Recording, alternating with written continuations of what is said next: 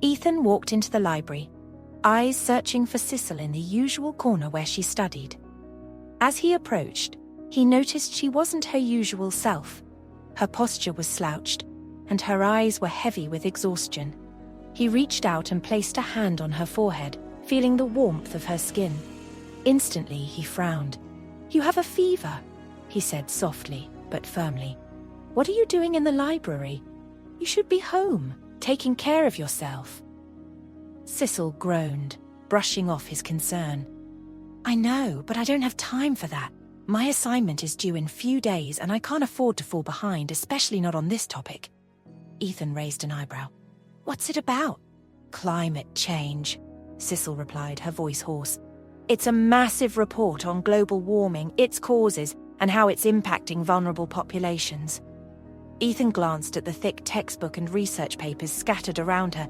He didn't know much about climate change beyond the headlines, but seeing her determination, he couldn't just let her push herself to the point of collapse. "Okay," he said after a moment, closing her book with a determined thud. "You're going home to rest. I'll help you finish this." She looked at him, startled. "Ethan, you don't even study environmental science." "I'll figure it out," he said with a playful wink. "Go home, Sicil. Trust me, I've got this." That night, Sicil reluctantly left the library and went home. Ethan, meanwhile, sat in front of a pile of her books, his mind racing. Climate change wasn't exactly his area of expertise, but for Sicil, he was willing to give it a shot. They hopped on a video call later, her voice weaker than usual, but still guiding him through the basics. "Start with the greenhouse gases," Sicil instructed, trying to stifle a cough. "The main causes, CO2, methane, all of it." Ethan flipped through her notes, nodding as he scribbled things down. "Got it. What's this about sea levels rising?" "That's the scariest part," Sicil murmured, her eyes half closed with exhaustion. "Whole communities, coastal cities, islands, they're going to be submerged if we don't do something. It's already happening in parts of the world." As the night wore on, Sicil eventually fell asleep on the call, her head resting on the pillow, while Ethan continued working. He found himself getting more absorbed in the subject. The more he read, the more serious the issue seemed. It wasn't just abstract science, it was real, urgent, and affecting millions of people. The data was overwhelming: glaciers melting, ecosystems collapsing, extreme weather becoming more frequent. His heart swelled with a mixture of concern and pride. Here was Sicil, pouring herself into a topic that mattered so much, fighting to make people care about something that was literally reshaping the world. In the days that followed, their video calls became a nightly routine. Ethan, who initially knew little about climate change, found himself becoming passionate about it. He dove deep into research papers, tackling difficult concepts so he could help Sicil. "You know," Ethan said one night, smiling at her through the screen, "this is really serious stuff. I didn't realize how bad things were until now. I'm actually proud of you, Sicil. You're working on something that could genuinely make a difference." Sicil, her cheeks flushed from both the fever and his compliment, gave him a tired but grateful smile. "It's terrifying, isn't it? That's why I want to study it more. I can't just sit by and do nothing." "That's why I love you," Ethan blurted out without thinking before quickly covering it up with a light-hearted tone. "I mean, love your passion. Totally what I meant." Sicil chuckled softly, too exhausted to call him out on his slip. Nice save. Then Sicil shared something close to her heart. "You know, my mum's been working on climate awareness for years," she said, her voice gaining a bit more strength. "She and Mrs. Wilson, Sebastian's mum, they've been leading environmental campaigns for as long as I can remember." Ethan leaned forward, intrigued. "Really? I had no idea." Sicil smiled faintly.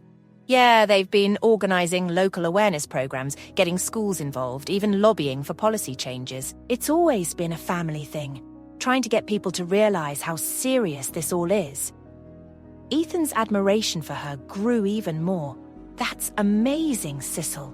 Your mum and Mrs. Wilson have been fighting for something so important, and now you're continuing that work."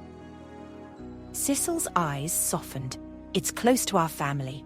I grew up hearing about the changes, about how climate change is affecting communities globally. especially in underdeveloped regions. It's terrifying to think how many people could lose everything. Ethan nodded, his heart heavy with newfound respect. I never really thought about it like that before. I mean, I knew it was bad, but seeing it through your eyes, through your family's work, it makes me want to do something. Sicil looked at him, gratitude in her eyes. You're already doing something, Ethan. You're helping me, and that means the world to me.